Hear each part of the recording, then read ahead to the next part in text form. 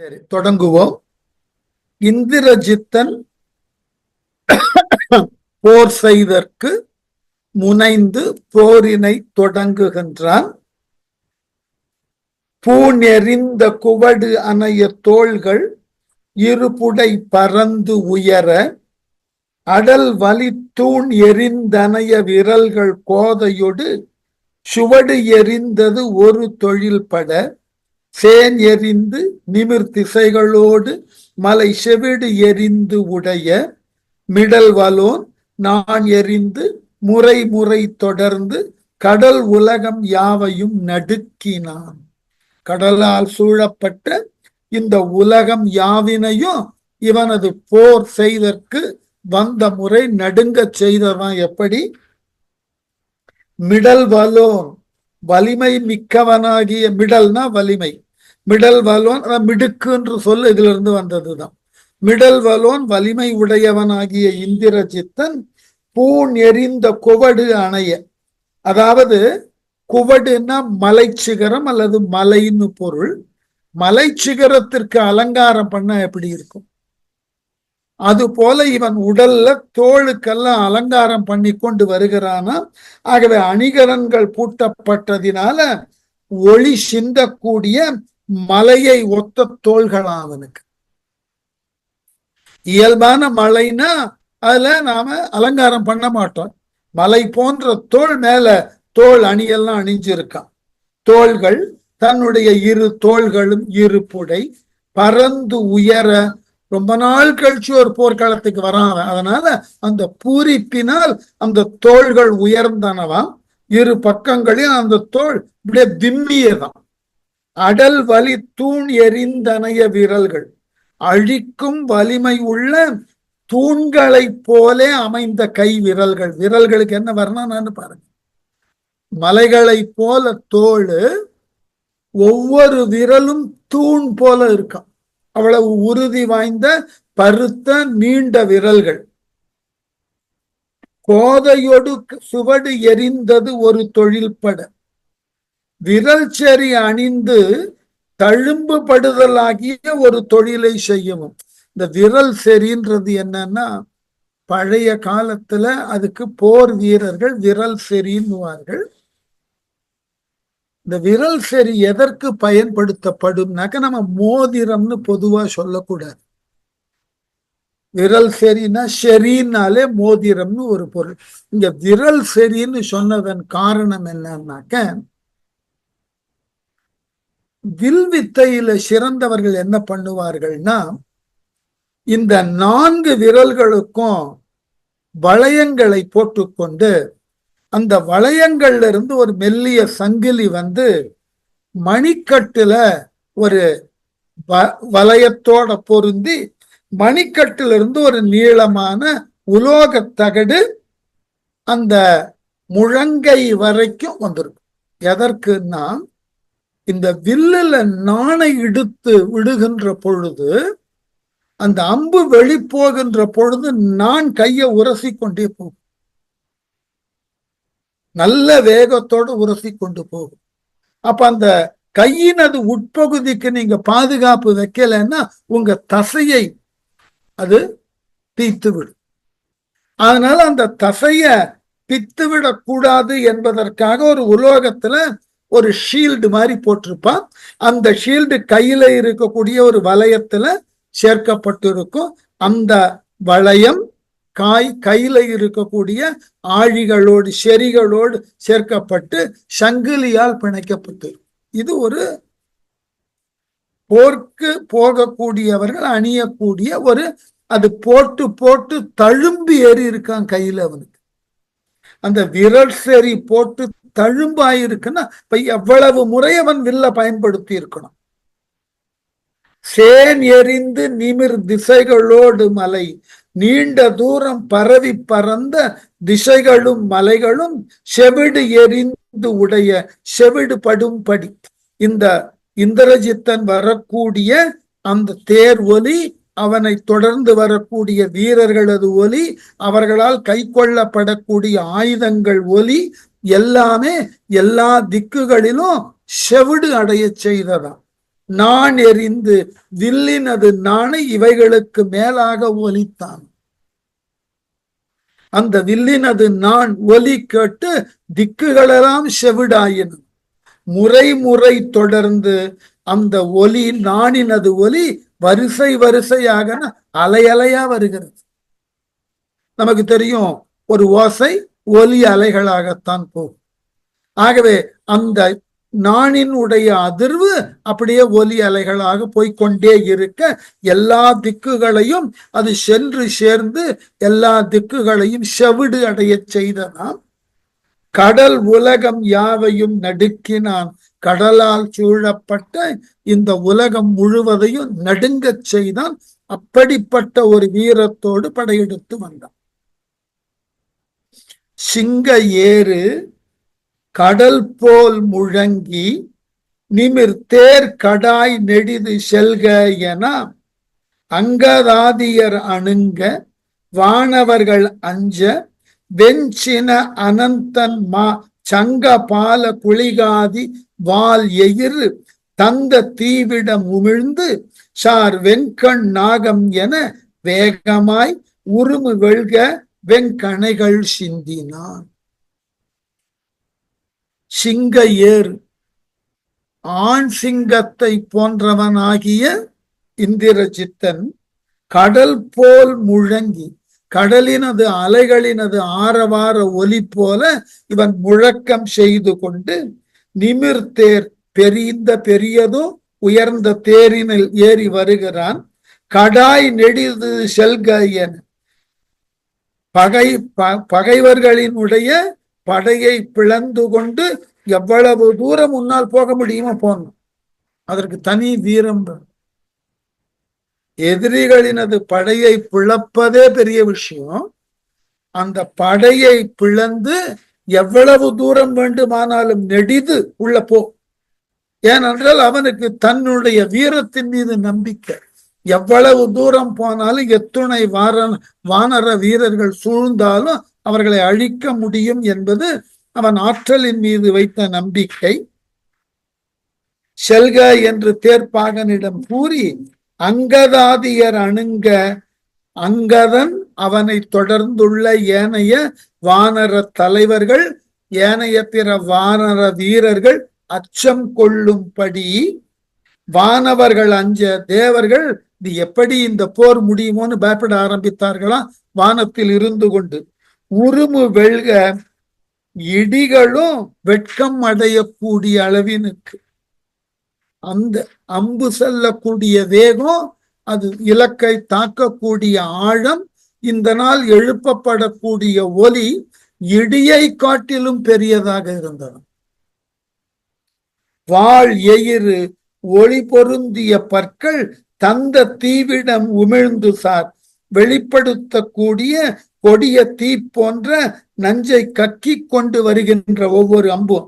வெஞ்சின அனந்தன், கொடிய சினத்தை உடைய அனந்தன், அது ஒரு பாம்போட பேரு. சங்கபாலன், பெரிய சங்கபாலன். குளிகாதி வெண்கண் நாகம் என குளிகன் முதலிய கொடிய கனை, கொடிய கண்களை உடைய பாம்புகள். பழைய காலத்துல இந்த பாம்புகளை அஷ்டமா நாகங்கள்னு பேர். அனந்தன், அது போல பதுமன், நீலன், அதுக்கப்புறம் சங்கன், அதே போல கார்கோடகன் போன்றெல்லாம் 8 நாகங்களை சொல்லுது. இதுல வேடிக்கை என்னன்னா, இந்த 8 நாகங்களின் அது நஞ்சும் ஒன்று போல இருக்கு. அந்த நஞ்ச 4ஆக பிரித்திருந்தார்கள். நீல கண்டி, கண்டி என்று அதனை 4ஆக பகுத்திருந்தார்கள். ஒவ்வொரு பாம்பினது நஞ்சும் ஒரு குறிப்பிட்ட அளவில் விரைவில் மரணத்தை கொடுக்கும். இந்த 8 நாகங்கள் தீண்டினால் எந்த விதத்திலும் உயிர் பிழைப்பது அரிது என்பது புராணத்துல சொல்லப்பட்ட ஒரு செய்தி. இப்போ நம்ம நாடுகள்ல பாம்புகள் இருக்குன்னா, நம்ம நாட்டுல இருக்கக்கூடிய பாம்புகள்லயே நாகம் ஒன்றினுக்குத்தான் நஞ்சு. மற்றவைகள் நமக்கு ஊரினை தரும். விரியன் பாம்புகள் ஊரினை தருமே ஒழிய மரணத்தை தராது. நாகப்பாம்ப முறையா கவனிக்கலைன்னா மரணத்தை கொடுக்கும்.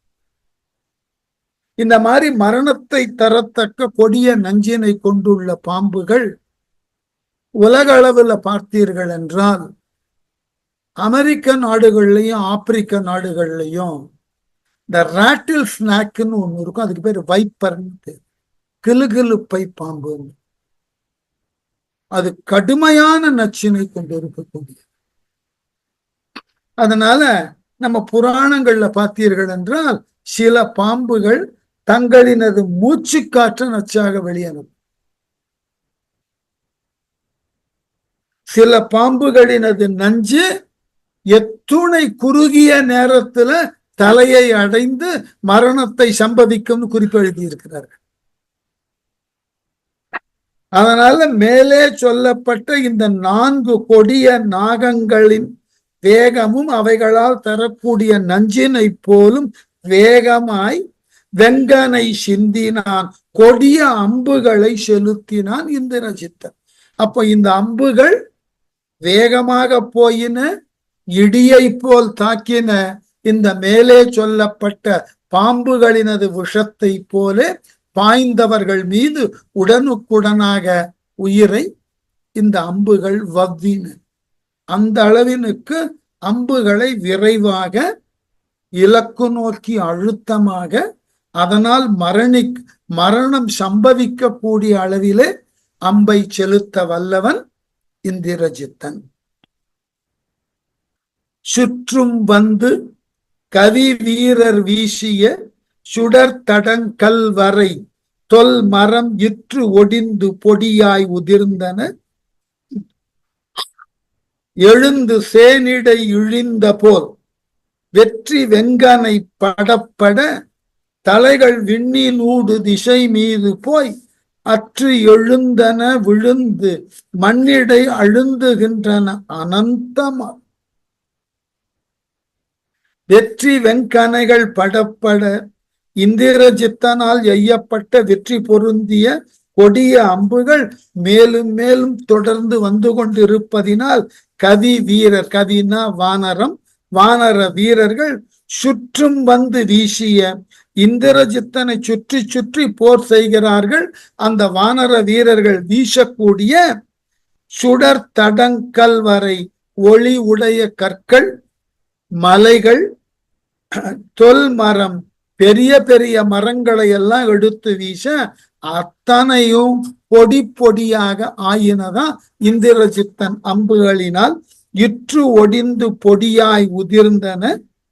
அதனோடு நில்லாமல் என்ன செய்ததான், இந்த வானர வீரர்களின் தலைகள் அறுபட்டு மேல் நோக்கி எழுந்து விண்ணூடு எழுந்து வானம் வரைக்கும் அந்த தலைகள் மேல போயிற்று. அம்பினது வேகத்தினால எழுந்து என்ன ஆயிற்று, அங்கிருந்து கீழ் இறங்குவன போல், கீழே இறங்குவது போல் திசை மீது போய் எல்லா திசைகளிலுமாக இந்த வானர வீரர்களினது தலைகள் அப்படியே அறுத்து தள்ளிய வண்ணம் இருந்ததாம். அற்று விழுந்து எழுந்தன, துண்டுபட்டு சிதறி விழுந்தன, மண்ணிடை அழுந்துகின்றன, நிலத்தில் புதைந்து போனவை அனந்தமால் எண்ணிக்கையே கிடையாது. எண்ணி சொல்ல முடியாத அளவினுக்கு இந்திரஜித்தனது அம்புகள் விளைத்த மரணம் அநேகம். இவனால் எய்யப்பட்ட அம்புகள் மலைகளை பொடியாக்கி, கற்களை பொடியாக்கி, மரத்தை பொடியாக்கி, அதை இவன் மீது எரிந்த வானரர்களினுடைய தலைகளை அறுத்து வான்வரை தூக்கி சென்று நிலத்திலே விழச் செய்து பூமியிலே அழுந்த செய்ததுன்னா அப்ப அந்த அம்பினது வேகம் எப்படின்னு பாரு. அதுதான் ஏன் இதை இப்படி வரிசையாக சொல்லுகிறான்னா அந்த அம்பினது வேகம் அத்தகையது. நம்ம ஆங்கிலத்துல சொல்றோம் இல்லையா, இன்கிரெடிபிள் வேகம். இது மதிப்பிட்டு சொல்ல முடியாத அந்த வேகத்தை. அத்தகைய வேகத்தோடு அவைகள் சென்றன. அப்பன்னா இவனுடைய வில் ஆற்றல், அதனை இயக்கக்கூடிய இவனது கைகளினது ஆற்றல் எவ்வளவு தெளிவாகும். வீரன்னு சொன்னா இப்படி இருக்கும். நமக்கு ராவணனையோ, முன்பே நான் பல முறை சொல்லி இருக்கேன், ராவணனையோ இந்திரஜித்தனையோ வீரம் என்ற நோக்கில் மதிப்பீடு செய்தீர்கள், மிக உயர்ந்தவர்கள். அவர்களுக்கு இணை அவர்களே, மாற்று கருத்தே கிடையாது. ஆனால் அவர்களிடம் இருந்த அறமற்ற ஒரு செயல் அவர்கள் வீரத்தை விழலுக்கு இறைத்த நீராக மாற்றி. ராவணன் தன்னை நிலைநிறுத்திக் கொள்ள அரக்கர்களினது சாம்ராஜ்யத்தை உருவாக்க அவன் தேவர்களோடும் ஏனைய பிற உலகினர்களோடும் போர் செய்தது சரியே, அது தப்பே கிடையாது. அவன் அறமல்லாத செய்த ஒரே செயல் சீதையை கவர்ந்தது. அதனாலதான் அவனுடைய வீரம் முழுவதும் எவ்வளவு உயர்ந்ததாக இருந்தாலும் பயனற்று போயிடுச்சு. அதுதான் வருத்தம். ஒரு பெரிய ஆற்றல் மிக்க ஒருவன் ஒரு சாதாரண விஷயத்துல போய் சிக்கும். இது நான் ரொம்ப ஆச்சரியப்படுவேன். இப்ப நம்ம நாட்டுல மேலை நாடுகளிலிருந்து இறக்குமதியான ஒரு குற்றப்பத்திரிகை தாக்கம் செய்யும் முறை மீ2, அது சில ஆண்டுகளுக்கு முன்பு மிகுந்த செல்வாக்கோடு இங்கு செயல்பட்ட பொழுது மிக உயர்ந்த தகுதியில் இருந்தவர்கள் எல்லாம் காணாமல் போனது. ரொம்ப வருத்தம் எனக்கு. அவர்களினுடைய அறிவின் ஆழம், அவர்களினுடைய ஆளுமை, அவர்களினது மொழி திறன், இவைகளை எல்லாம் அருகிருந்து பல காலம் பார்த்து வியந்தவர்.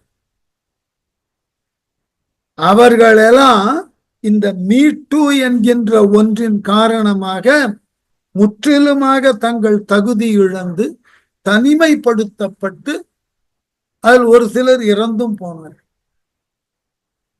இதுதான் வருத்தத்தினது உச்சம். அப்போ ராவணன் எவ்வளவு பெரிய ஆற்றலுக்கு உரியது. அதே போல் அவனது மகன் இந்திரஜித்தன், கம்பன் எப்படி வர்ணிக்கிறான் பாருங்க.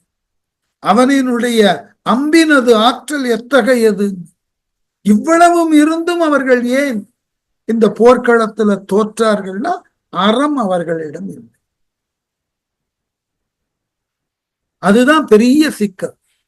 அதாவது எந்த ஒரு செயலை செய்கின்ற பொழுதும் அதனோடு ஒரு அறம் இருந்தாகவும், அதுதான் செய்தற்குரிய செயலுக்கும் அழகு, செய்பவனுக்கும் அழகு. அறமல்லாமல் உங்களால் எந்த ஒரு வெற்றியையும் பெற முடியும், மறுக்கல. ஆனால் அவைகள் காலத்தினுக்கு நிற்குமா, காலம் கடந்து நிற்குமான்னு தெரியாது. அதனாலதான் சொல்றார், ஆரம்பத்துல இந்திரஜித்தனது வீரம் அப்படி இருந்தது, அச்சம் தரக்கூடிய அளவில். அவரவர் அலறினார்கள். அருந்து விழுந்த வானர தலைகள் இத்துணைன்னு எண்ண முடியாது, அவ்வளவு கோரமான போர். அடுத்து, சிலைத்தடம் பொழி வயக்கடும் பகழி செல்ல ஒல்கினர் சினத்தினால் உலைந்து எரிந்திட எடுத்த குன்று தொரு உடல் பரங்கள் கொடு ஒதுங்கின நிலைத்து நின்று சினம் முந்து செல்ல எதிர் சென்று சென்று உர நெருக்களால் மலை தடங்களோடு உரத்தலம் கழல ஊடு சென்ற பல வாழியே. என்ன அழகு! சிலைத்தடம் பொழி வயக்கடும் பகழி செல்ல ஒல்கினர். சில குரங்கு வீரர்கள் இந்திரஜித்தனினுடைய வில்லில் இருந்து எய்யப்பட்ட வேகமாக வரக்கூடிய அம்புகள் தங்கள் மேல் பட்டவுன்னு தளர்ந்து போனார்கள். அந்த அடி வந்த வேகமா, அது உயிரை எடுத்ததோ இல்லையோ, அடித்த வேகத்துல ஒரு தளர்ச்சியை கொடுத்து சினத்தினால். இதனால அந்த வானரங்கள் அவன் மீது கோபம் கொண்டு உலைத்து எரிந்திட அவன் மீது வீசி எறிவதற்காக எடுத்த குன்று தோறு அவர்களால் அந்த வானரங்களால் எடுக்கப்பட்ட ஒவ்வொரு மலையிலும் உடல் பரங்கள் கொடு ஒதுங்கினார். தங்கள் உடம்பின் பாரத்தை சுருக்கி கொண்டு தளர்ச்சி நீங்க ஒதுங்கி நின்றார். எந்த மலையை இந்த வானரங்கள் எடுத்தார்களோ அந்த மலைக்கு பக்கத்துல ஒதுங்கி நின்றார்கள். ஆனா இந்திரஜித்தை நம்பி என்ன செய்ததா? அந்த வானரர்கள் எடுத்த மலையையும் துளைத்தது, அதன் அருகே ஒதுங்கி நின்ற வானரர்களையும் துளைத்து சென்றன.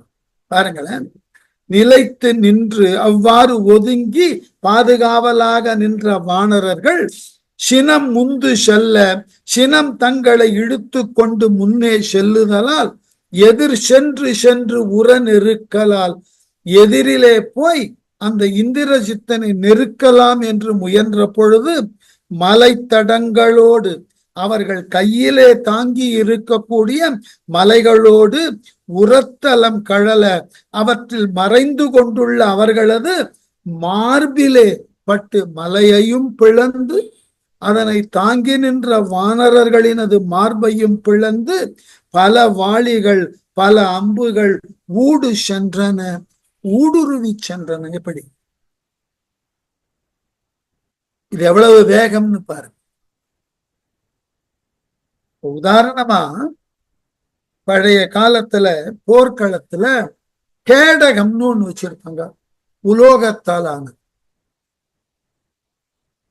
அந்த கேடகத்தை கொண்டு தங்கள் மீது பாயக்கூடிய வேலையும் அம்பையும் தடுப்பார்கள். சில வீரர்கள் எறிந்த வேல் அந்த கேடகத்தையும் பொத்து கொண்டு அதன் பின் இருக்கக்கூடிய வீரர்களின் அது மார்பிலே ஊடுருவும். அப்படின்னா எய்தவன் எவ்வளவு வேகத்தோட எய்திருக்கணும்னு பாருங்க. ராமாயணத்திலேயே சுக்ரீவன் ராமனுக்கு என்ன ஒரு நிபந்தனை வைத்தான்? 7 மரங்களை ஒரு அம்பினால் நீ துளைக்க வேண்டிய. வாலியினுடைய மார்பின் ஆற்றல் அப்படிப்பட்டது, நெஞ்சு உரம். அந்த மார்பகம் அவனுக்கு பெரிய பாதுகாப்பு. அந்த மார்பை துளைக்கணும்னா நீ 7 மரத்தை ஒற்றை அம்பினால துளைக்கணும். அதை துளைச்சா உன் அம்பு வாலியினுடைய மார்பை துளைக்கும். ஆனா நடந்தது என்ன படிச்சோம்?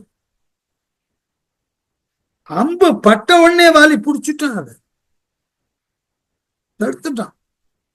அப்ப அவன் கை எவ்வளவு வேகமாக செயல்பட்டு இருக்கிறதுன்னு பாருங்க. கண்ணிமைக்கு நேரத்தில் அம்பு பாய்கிறது, அது ஊடுருவதற்கு முன்பு அதை பிடிக்கிறான் வாலி. அப்போ வீரர்கள் எந்த அளவினுக்கு தங்கள் ஆற்றலை போர்க்களத்துல அழகாக எழிலாக காட்டுகிறார்கள், அதுதான் முக்கியம்.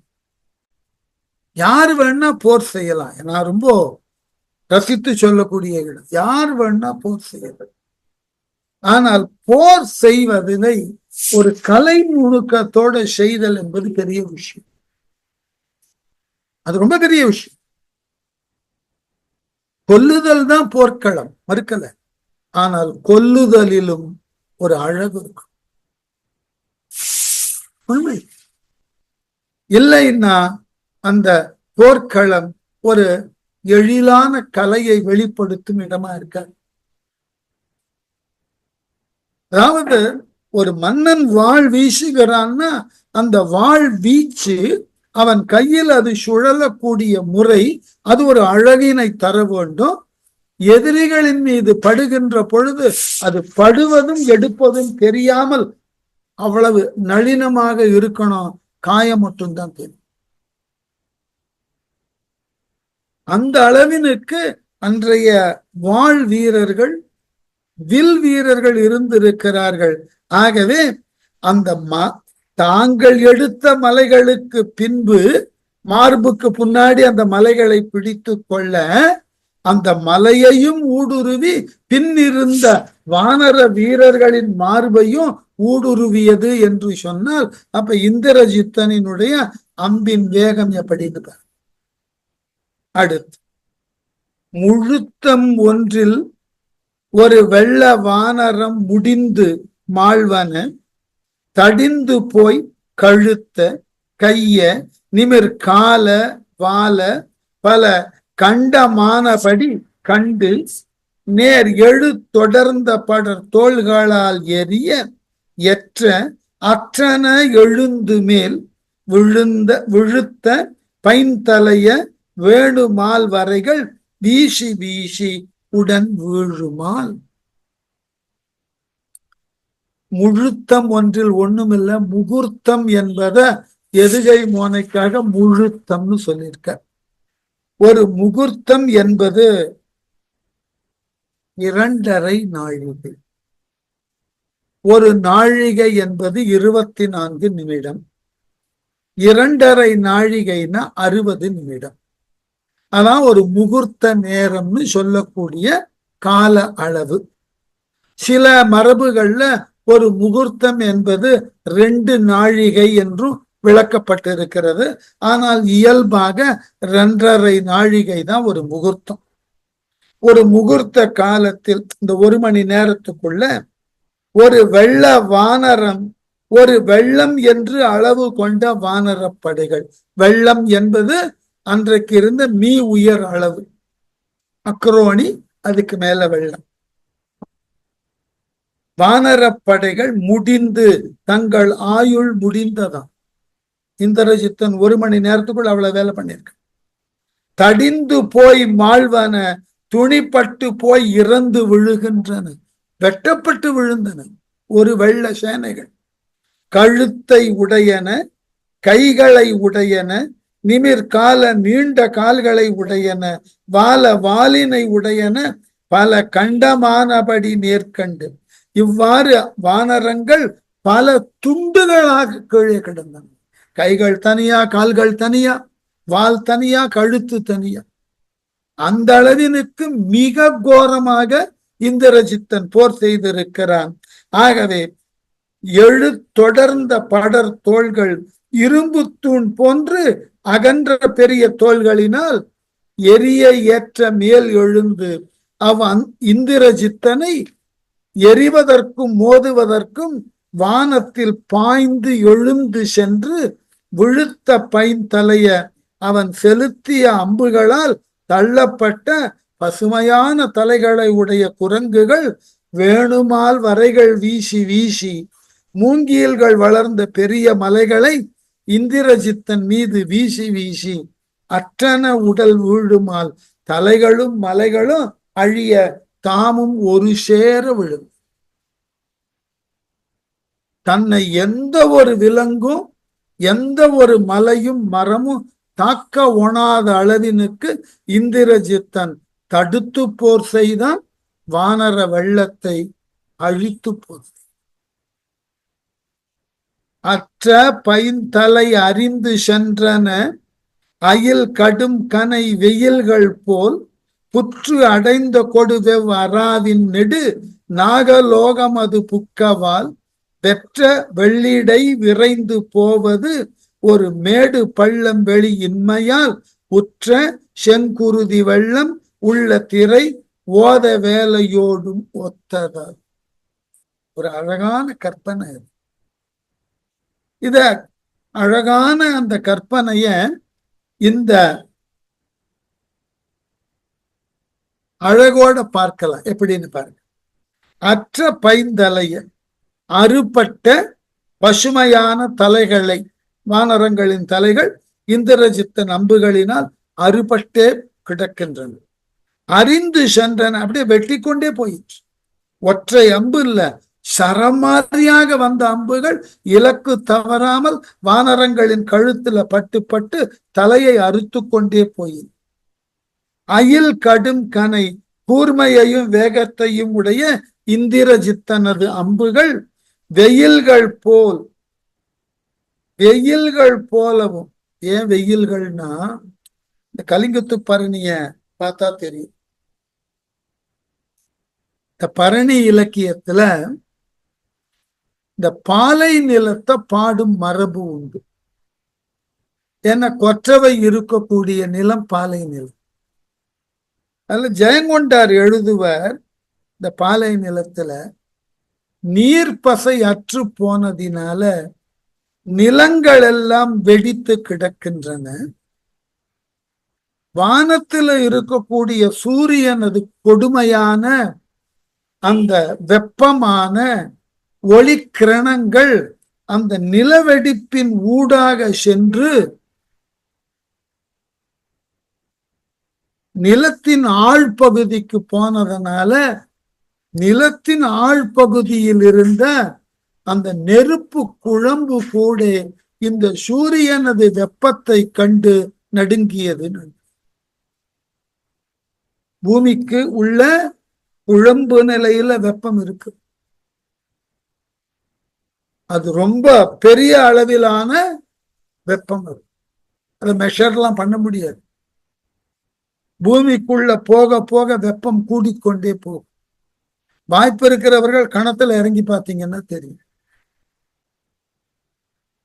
பழைய காலத்துல கிணறுகள் இருந்தன, கிணறுக்குள்ள இறங்கினீங்கன்னா அப்படி வேர்க்கும். ஏனென்றால் பூமிக்கு உள்ளே செல்ல செல்ல அழுத்தம், அதன் காரணமாக தோன்றும் வெப்பம் கூடிக்கொண்டே போகும்.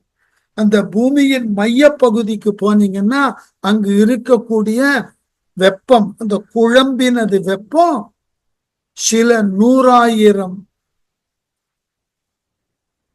டிகிரிகளை தாண்டியது. அதனாலதான் எரிமலைகள் எல்லாம் வெடித்து குழம்புகள் வெளியே வருகின்ற பொழுது அவை இயல்பான நிலைக்கு வருவதற்கு மாத கணக்கில் இருக்கு. இந்த வெப்பம் குளிர்வது.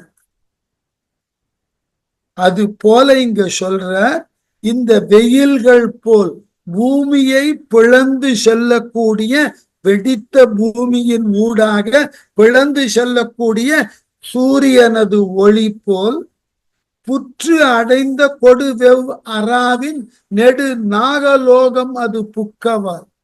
பாம்புகளெல்லாம் சென்று தங்குதற்குரிய புற்றுகள், புற்றுகளிலே சென்று ஒடுங்கக்கூடிய அந்த பாம்புகள் இறுதியில் செல்லக்கூடிய உலகம் நாகலோகம். அது பூமிக்கு கீழே இருக்கிறது என்பது நம்பிக்கை.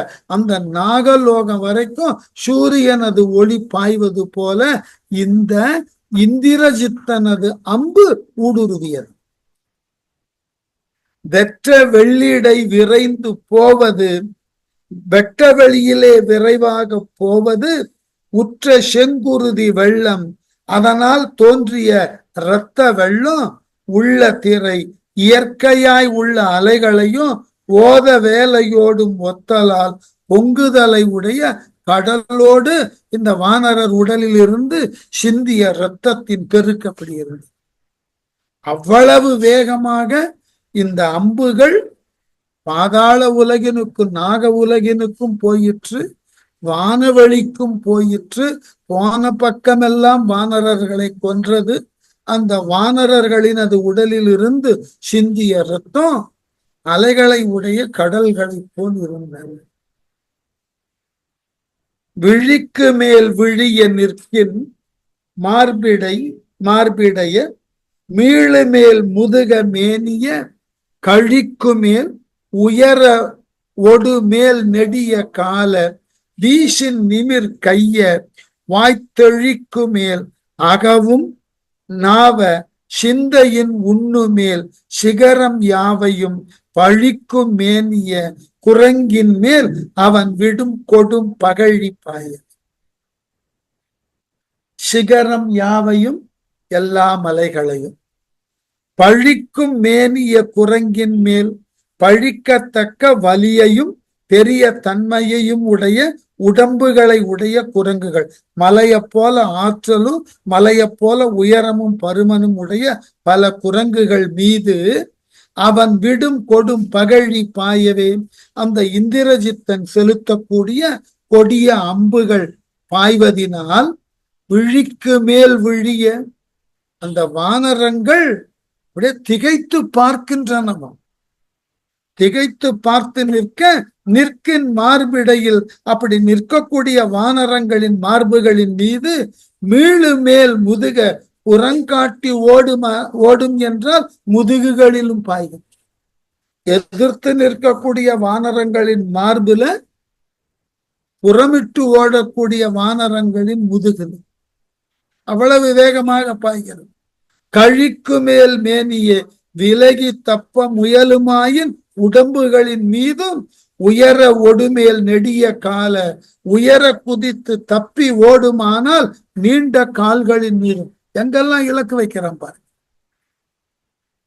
எதிர்த்து நின்னா மார்புல, ஓடினா முதுகல, தாவினா கால்ல, ஒரு இடம் பாக்கி இல்ல. மீறி விலகினா உடம்புல எங்கேயாவது ஒரு இடத்துல. அம்பு நிச்சயமா இந்த வானரங்களின் மீது பட்டுக்கொண்டே இருக்கு. ஒரு அம்பு கூட வீணாகல. அது சில பேருக்கு உண்டான போர்க்களத்தினுடைய ஆற்றல். எடுத்த அம்பு இலக்குல போய் தாக்கியாகும். ஆகவே வீசின் நிமிர் கைகளை வீசுவதாக இருந்தால் அந்த நிமிர்ந்து வீசக்கூடிய கைகள்லயும் இந்திரஜித்தன் அம்புகள் பாய்ந்தனவன். வாய்த்தழிக்கும் மேல் அகவும் நாவ வாயினால் அலறுகின்ற பொழுது அந்த அசையக்கூடிய நாக்குகளிலும் இந்த அம்பு போய் பதிந்தது.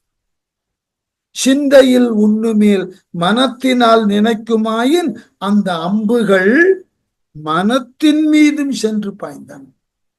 அதாவது ஒரு கான்கிரீட்டான உடம்புல பாயறதோட இல்லாம அப்டிராக்டா இருக்கக்கூடிய உங்க மனசிலும் அந்த அம்பு பாய்ந்ததுன்னு அந்த பயத்தை உண்டு பண்ணியது. அந்த கால இந்த அம்பினது ஆற்றலை விளக்குவதற்கு மகாபாரதம், ராமாயணம் ரெண்டுத்தையும் கொஞ்சம் கூர்ந்து பார்த்தீர்கள்னா ஒரு உண்மை தெரியும்.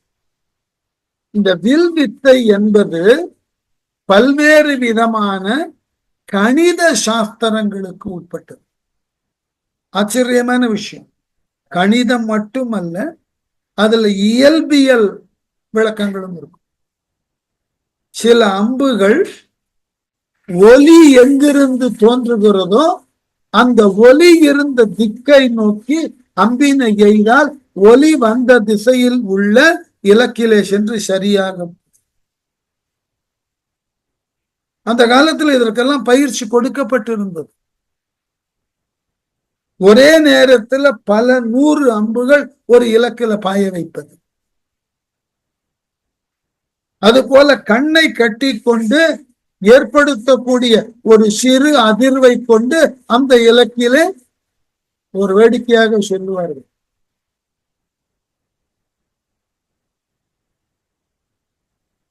துரோணர் தன்னுடைய சீடர்களுக்கெல்லாம் வில்வித்தையை முறையாக கற்றுக் கொடுத்து கொண்டிருந்த காலத்துல ஒரு நாள் துரோணர் காலை பொழுதுல வெளியே போன அங்க ஒரு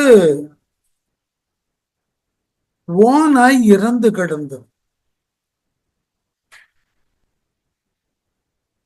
அந்த ஓநாயினுடைய கீழ் தாடையில் அம்பு பாய்ந்து மேல் தாடை வழியா வெளியே வந்திருக்கு. அது இறந்து கிடந்த நிலையையும் அந்த உடல் கொண்டிருக்கக்கூடிய தன்மையையும் பார்த்து இரவுல இதை யாரோ கொன்று இருக்கணும்னு முடிவு பண்ண. இந்த வித்தையை நாம யாருக்கும் கற்றுக் கொடுக்கலையே, இதை யார் செய்திருக்க முடியும்? உடனே ஒவ்வொருவராக கூப்பிட்டு கேட்டாராம். அர்ஜுனன் சொன்னா நான் தான் அதை செய்ய. உடனே கேட்டாராம் துரோணர், எப்படி இதை நீ கற்றுக்கொண்டாய்? நானும் கற்றுத்தரல. உடனே அர்ஜுனன் சொன்னாராம், இரவு தங்கள் பத்தினி எல்லோருக்கும் உணவு கொடுத்தார்கள். உணவு பரிமாறப்பட்டதன் பின் நாங்கள் உண்ணத் தொடங்கினோம். திடீரென்று காற்று வீசியதினால அந்த உணவு கூடத்தில் இருந்த விளக்குகள் அணைந்து போயின. அப்போ விளக்கை ஏற்ற வருவதற்கு முன்பாக பரிமாறப்பட்ட உணவு எங்கெங்கு இருக்கின்றது என்று தெரிந்து கொண்டதினால் என் கை அந்த உணவை நோக்கி சென்று தானாக எடுத்து உண்ண முடிந்தது. அப்ப இதுவே தானே எங்காகிலும் ஒரு இலக்கில் இருந்து தோன்றக்கூடிய ஒலி. அதனது அசைவு, அதை கொண்டு நாம் ஏன் அம்பை செலுத்த முடியாது என்று யோசித்து செலுத்தினேன்னு சொன்னது வேடிக்கையா இருக்கலாம், ஆனால் உண்மை இருக்கு. இன்றைக்கு இதை கொண்டுதான் நம்முடைய எல்லா நாடுகளிலும் தயாரிக்கப்படக்கூடிய ஏவுகணைகள் இயங்குகின்றன. உங்கள் இலக்கின் அது அதிர்வு நோக்கி அந்த அதிர்வினுடைய அதிர்வலைகள் ஃப்ரீக்வன்சி, அதை கொண்டு ஏவுகணைகள் அனுப்பப்பட அந்த அதிர்வுகளுக்கு உட்பட்ட இலக்கை போய் இதுதான். அது எப்படி மாறி மாறி போனாலும் போய்தான். இதுதான் நம்ம தொழில்நுட்பத்துல பேசக்கூடிய செய்தி. ஏதோ நமக்கு இன்றைக்கு ஏவுகணை, இந்த வார்த்தையே அழகான சொல்.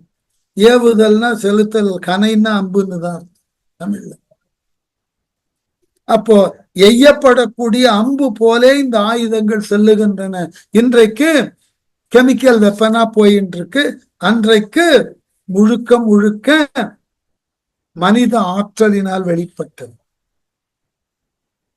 அதனாலதான் அந்த அம்பு வானர படைகளை, யாரேனும் வானரங்கள் எதிர்த்து நின்றா மார்ல பாயும், புறமுதுகு இட்டு ஓடினால் முதுகுல பாயும், ஒதுங்கினா உடல்ல பாயும், தாவினால் கால்ல பாயும், கையெடுத்து ஓடினால் கையில பாயும், அலறினால் வாயில பாயும்.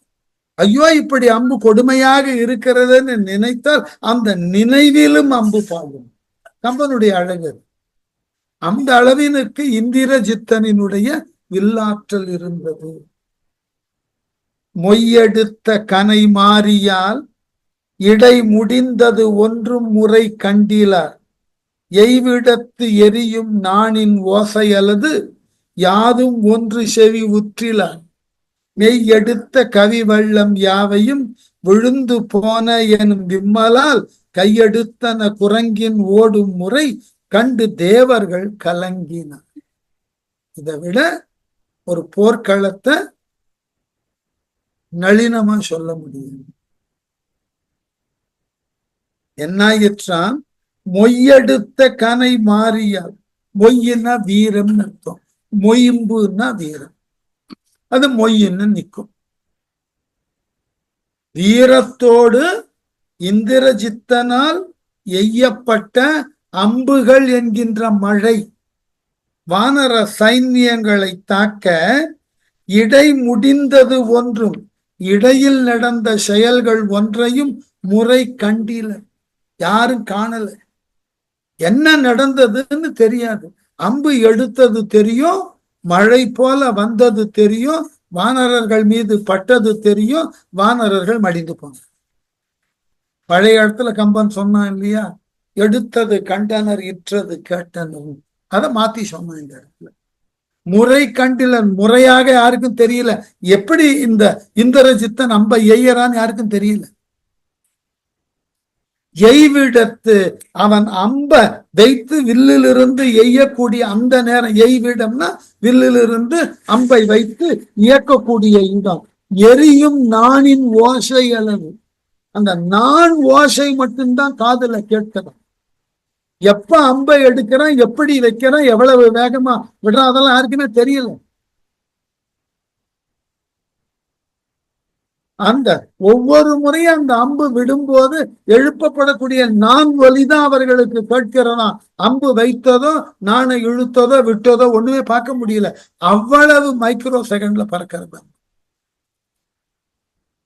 ஆகவே எரியும் நாணின் ஓசை அல்லது தெரிக்கின்ற நாணினது ஓசையை தவிர யாது ஒன்றும் செவி உற்றிலர், வேறு எந்த ஓசையும் காதுல கேட்க முடியல. மெய் எடுத்த கவி வெள்ளம் யாவை, உடம்பு எடுத்த குரங்கு கூட்டங்கள் எல்லாம் விழுந்து போன, இறந்து போய் விட்டன என்னும் விம்மலால் என்னும் துன்பத்தினால் கையெடுத்தன குரங்கின், கைகளை மேலும் தூக்கியனவாகிய குரங்குகளின் ஓடும் முறை கண்டு, புறமுதுகிட்டு ஓடக்கூடிய குரங்குகளின் அது நிலை கண்டு கலங்கினார்கள். யாரு? தேவர்கள். ஐயோ, இன்றே இந்திரஜித்தன் இந்த வானர படையை முற்றிலும் அழித்து விடுவான் என்றால் அப்புறம் என்ன ஆகும்? போர் பயப்பட்டாரு. களத்துல போன அத்தனை குரங்குகளும் காலி. இப்போ இந்த நிலையில வானர வீரர்களுக்கு ஒரு தைரியத்தை, இந்த இடத்துல சில வேடிக்கைகள்லாம் நடக்கும். என்ன வேடிக்கைன்னா, முதல்ல இந்திரஜித்தனை எதிர்த்து சுக்ரீவன் வரான். சுக்ரீவனோடு இவன் போர் செய்யணும் இல்லையா? பார்த்தீர்கள் என்றால் என்னுடைய ஆற்றலுக்கு நீ தகுதியானவன் இல்லை. இதுதான் நல்ல வீரம்னு பேர். நாம எதிர்க்கக்கூடிய எதிரி நம் ஆற்றலுக்கு இணையானவனா இருந்தா அவனோடு போர் செய்யறது ஒரு கம்பீரம். நம்ம விட ஒரு ஆற்றல் குறைந்து ஒரு நோஞ்சானா, அண்மையில ஒரு வேடிக்கை நடந்தது. வேடிக்கைன்னா இல்ல, வேற வழி இல்லை. என்னுடைய பேத்தியை வைத்துதான் கையில ஒரு பொம்மை வைத்திருந்தார்கள். என் மகள் கேட்டா அந்த பொம்மைக்கு என்ன பேர் வச்சிருக்க? உடனே பதில் சொங்கி அப்படின்னு. எங்க இந்த சொல்லை கற்றுக்கொண்டேன்னா ஸ்கூல்ல சொல்லுவா கத்துண்டேன். பொம்மைக்கு பேர் வச்சிருக்கா சொங்கின்னு. ஆற்றல் குறைந்தவர்களை அந்த நிலையை சொல்லுதல், சொங்குதல் அப்படின்னா குறைதல், கூணுறுதல்னு பேர். அன்றைக்கு போர்க்களத்தில் அப்படி பார்த்திருக்கிறார். சமநிலையில இல்லாத வீரர்கள் ஒருவரை ஒருவர் தாக்குவதில்லை. அது அவர்கள் வீரத்தினுக்கு இழுக்கு என்று சிந்தித்திருக்கிறார். பின்னாடி பாரதிதாசன் எழுதினார் வேடிக்கையார், மெலியாரை வலியார் நோவு செய்யும் துட்ட மனோபாவம். இன்னைக்கு நடைமுறையில் அதான் நடக்கிறது. மெலிந்தவர்களை வலிந்தவர்கள் வம்பு செய்கிறார். தன்னை காட்டிலும் இணையான வீரர்கள்ட்ட போய் இவர்கள் வம்பு செய்வதே கிடையாது. நம்ம ஊர்ல இருக்கிற தாதாக்கள் எல்லாம் பாருங்க, எவனாவது ஒருவனை கூப்பிட்டு அவன் ஏமாந்தவனா இருப்பான், அவனை தான் வேலை வாங்குவான், அவனை தான் மிரட்டுவான். அவனை விட வலுவான ஆளை போய் மிரட்ட சொல்லுங்க, பயப்படுவோம். நம்ம நாட்டுலதான் இப்ப வீரத்திற்கே புதிய இலக்கணம் எழுதும். அந்த அளவினுக்கு சுவைகள் எல்லாம் மாறி போயிது. ஆகவே சுக்ரீவன் எதிர்க்க வரான். கண்ட வானரம் அனந்த கோடி முறை கண்ட மானபடி கண்ட அக்கண்டன் மாறு ஒருவர் இன்மை கண்டு கனை மாறினான் விடுதல் இன்மையாய் கண்ட காலையில் விளங்கினான் ரவி காதல் காதுவது ஓர் காதலால் கண்ட கார் சிதைய மீது உயர்ந்து ஒளிர் மராமரம் சுலவு கையினான். இந்த கண்டன்ற சொல் எப்படி பயன்படுத்திருக்காரு? கண்ட வானரம் அனந்த கோடி, தன் கண்ணின் முன் எதிர்பட்டு காணப்பட்ட பல கோடி வானர வீரர்கள் முறை கண்டமானபடி கண்ட, முறையே துண்டங்களானதை கண்ட. ரொம்ப அழகான வார்த்தை.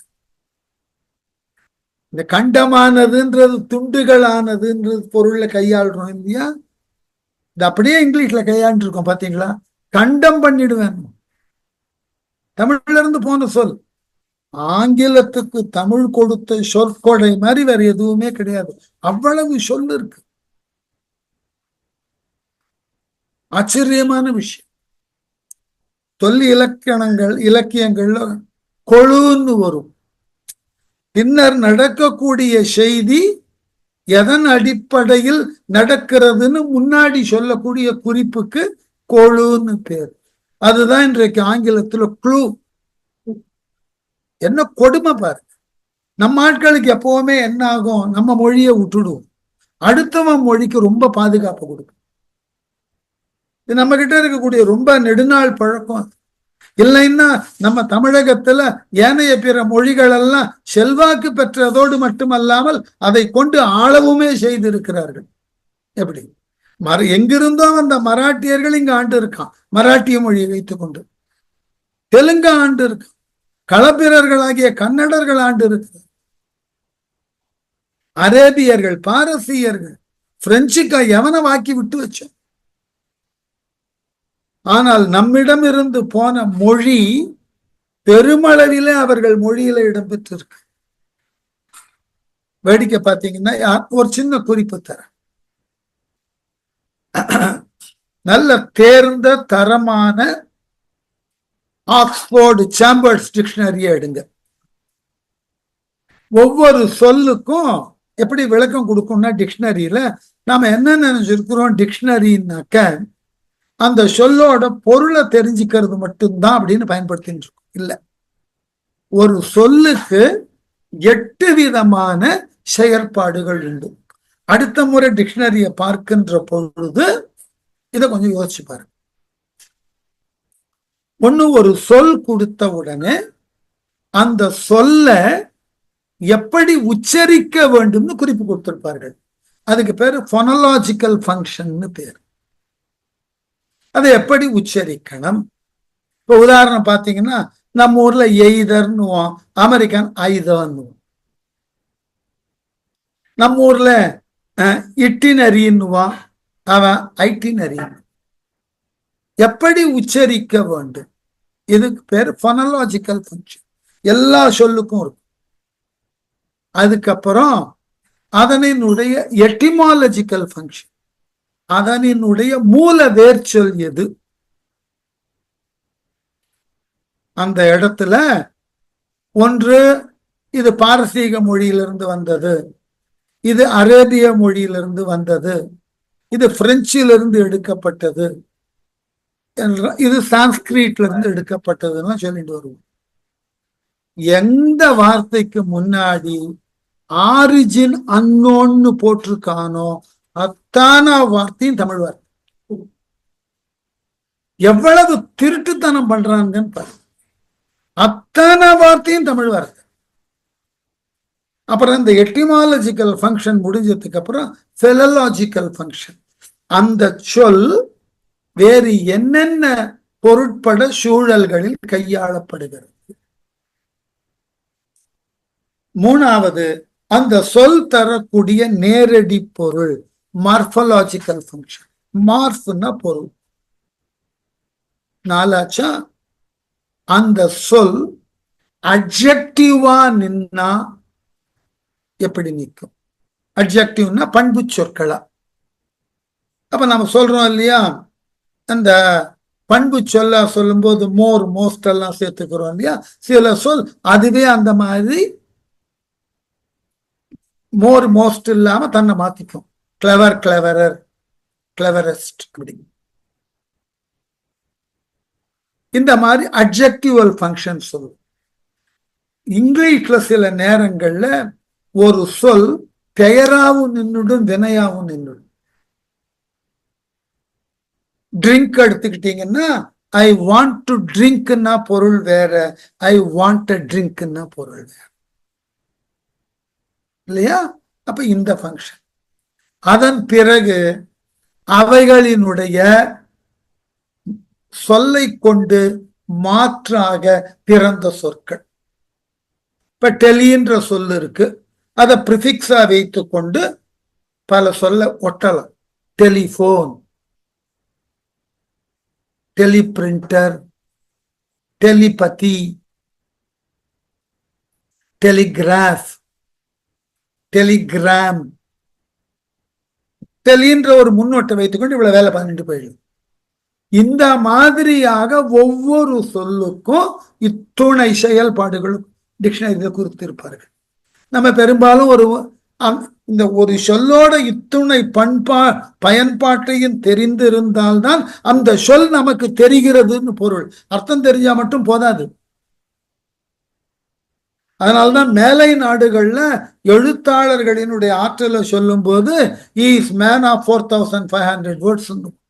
அத்துணை சொற்களும் எப்படியெல்லாம் செயல்படுத்தப்படுகின்றன என்பதை முழுமையுமாக தெரிந்தது. நமக்கு வெறும் வார்த்தைக்கு பொருள் தான் தெரியும். சில நேரங்கள்ல என்ன ஆகும், ஆங்கிலத்துல இந்த 8வது நிலை என்னன்னா, ஒரு நவுனை வர்பா மாத்திர முடியும். அது ஆங்கில மொழி, தமிழ்ல அது நடக்கவே நடக்காது. கஷ்டம், ரொம்ப கஷ்டம். என்ன நம்மால வினையால் அணையும் பெயர் வைக்கலாம், ஆனா பெயரை கொண்டு வினையை உருவாக்க முடியாது. தமிழ்ல சொல்லி பாருங்க, வேடிக்கையா இருக்கும். நடக்கவே நடக்காது. என்ன காரணம்னா இந்த மொழிக்கு இருக்கக்கூடிய கட்டமைப்பு. இப்ப ஆங்கிலத்துல பேராசூட், இது ஒரு பெயர் சொல் இல்லையா? அது அப்படியே வினையா மாத்தலாம். he parachuted on the roof ன்னு போடலாம், ஆங்கிலம் ஏற்றுக்கொள்ளுகிறது. ஒரு பெயர் அங்க வினையா மாத்திட்டீங்க. ராக்கெட் பெயர், ராக்கெட்டட் போடலாம், ராக்கெட்டிங் போடலாம். இந்த மாதிரி மொழியை சொல் நோக்குல அணு அணுவா பகுத்து பார்க்கணும். இந்த எதற்கு இதை சொல்லுகிறேன்னா, இந்த ஆங்கில சொற்கள்ல ஆரிஜின் அன்னோன் எங்கேயாவது போட்டிருந்தான்னா கண்ணை மூடிக்கிட்டு சொல்லலாம் அது தமிழ். ஏன்னா இவர்களுக்கு தமிழ் என்கின்ற ஒரு மொழி இருப்பதே இன்று வரைக்கும் ஒழுங்கா தெரியாதவர்களுக்கு. ஒண்ணும் வேண்டாம், வடநாட்டுல இருக்கிறவனுக்கே தமிழ் தெரியாது, நம்ம ஆங்கில நாட்டுக்கு போவான? வடநாட்டுல தமிழ் ஒரு செல்வாக்கான மொழி, பல இடங்கள்ல தெரியாது. அவர்கள் எல்லாம் என்ன நம்பிக்கொண்டு இருக்கிறார்கள், எல்லாம் சான்ஸ்கிரிட்ல இருந்துதான் பிறந்தது. சான்ஸ்கிரிட்டே பிறந்தது இல்லடா, செஞ்சதுன்னு அவங்களுக்கு தெரியாது. நம்ம கிட்ட இருக்கக்கூடிய பல அறியாமைகள்ல மொழி பற்றின அறியாமைகள் இது ஒண்ணு. இதை ஏன் சொன்னேன்னா, அந்த கண்டமானபடினா, கண்டம்னா துண்டு, அந்த சொல்ல அப்படியே எடுத்துட்டு இருக்கோம் ஆங்கிலத்துல. கண்டம் பண்ணுவேன்னா உன்னை துண்டு துண்டு ஆக்கிடுவேன், சிதைச்சிருவேன்னு அர்த்தம்.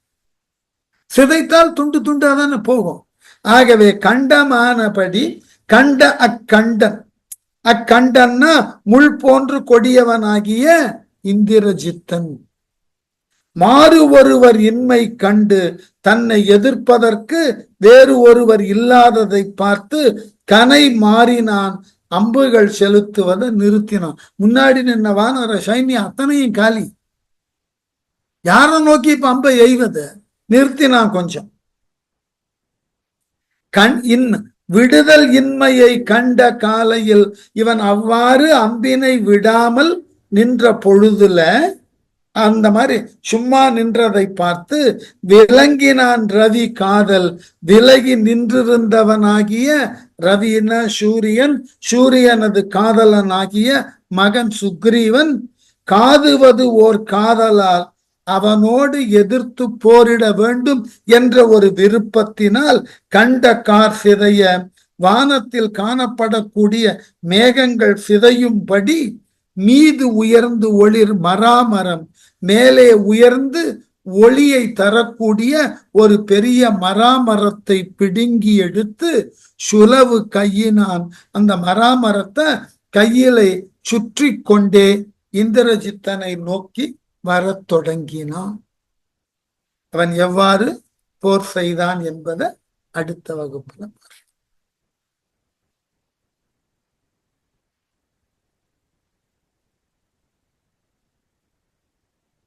தீபா, இன்னைக்கு நீங்க ரெக்கார்ட் பண்ணிருக்க இல்லையா? இருக்கு சார், என்கிட்ட இருக்கு. Okay, fine. Thank you, sir. Thank you.